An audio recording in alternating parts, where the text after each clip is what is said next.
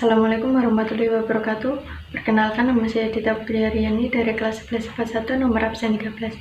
Pada kesempatan ini saya akan membawakan ceramah yang bertemakan sopan santun atau akhlak dan adab. Alhamdulillahilladzi an'amana alaina binikmatil iman wa dana ala dinil Islam. Asyhadu alla ilaha illa wahdahu la syarika lahu malikul haqqul mubin wa asyhadu anna sayyidina Muhammadin abduhu wa rasuluhu lil alamin.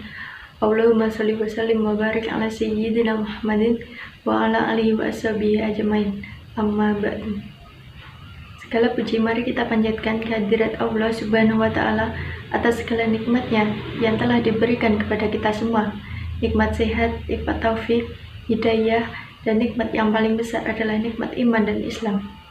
Salawat beserta salam tak lupa kita sanjungkan kehadirat Nabi besar Muhammad Shallallahu Alaihi Wasallam. Yang saya hormati Bapak Pembimbing Mata Pelajaran Bahasa Indonesia yaitu Bapak Saifuddin, serta teman-temanku yang saya banggakan.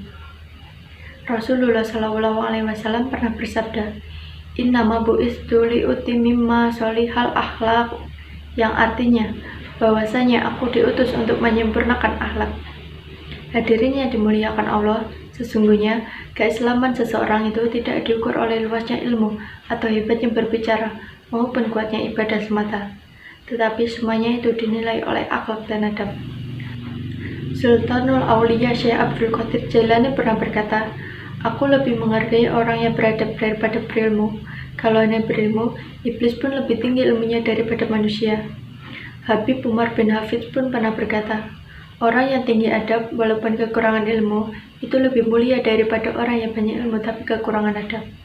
Dan banyak lagi ulama dan wali yang berkata seperti itu. Jadi dapat kita simpulkan bahwa adab dan akhlak itu lebih utama daripada ilmu.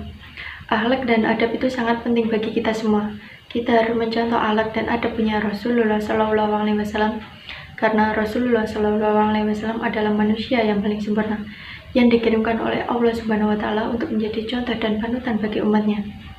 Allah Subhanahu Wa Taala berfirman di dalam Al-Quran, "Wa innaka la'ala khuluqin 'adzim," yang artinya sesungguhnya engkau Muhammad mempunyai akhlak yang sangat agung. Jadi kita sebagai umatnya, kita harus mencontoh semua akhlak dan adab Nabi Muhammad SAW. Kita sebagai orang muslim sangat tidak boleh dan tidak pantas menjadikan orang kafir sebagai idola dan panutan. Karena kita sendiri tahu bahwa panutan hingga akhir zaman, manusia paling sempurna, idola dari segala idola itu, Habibana wa Nabiyana Muhammad SAW. Jadi dapat kita simpulkan bahwa akhlak dan adab itu sangat penting. Tidak bisa bila kita hanya memiliki ilmu saja. Semuanya itu percuma bila tidak disertai dengan akhlak dan adab. Mungkin hanya segitu yang dapat saya sampaikan. Mohon maaf apabila ada salah kata. Unzur ma qala wala tangzur ma qala. Jangan melihat dari siapa yang menyampaikan, tapi lihatlah apa yang disampaikannya.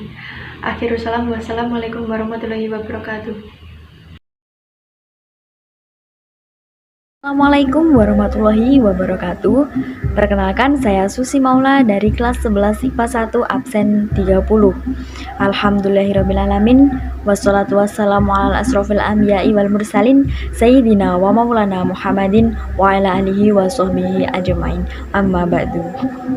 Puji syukur kita senantiasa ucapkan kehadirat Allah SWT yang telah memberikan limpahan karunia-Nya sehingga saya dapat menyampaikan sesuatu hal dalam keadaan sehat walafiat. Amin. Saudaraku yang dimuliakan oleh Allah SWT, beberapa hal yang sering diabaikan ketika beradab kepada orang tua di masa saat ini. Yang pertama, tidak bergurau dengan yang lebih tua meski kita sama-sama manusia, akan tetapi Islam mengharuskan kita untuk membatasi bergurau dengan orang yang lebih tua. Jangan sampai kebelabasan kita menganggap sepantaran. Ya, sering terjadi di masa saat ini. Kedua, mengucapkan salam kepadanya jika bertemu seseorang yang lebih tua darimu. Jangan menunggu mereka memberi salam kepadamu. Tapi mirisnya pada saat zaman sekarang adalah ketika kita bertemu dengan orang tua, kita malah pura-pura tidak melihat. Terkadang banyak kejadian seperti itu. Jadi jangan sampai kejadian hal itu terjadi lagi. Terkadang juga ada alasan orang tua itu telah tuli atau pendengarannya kurang.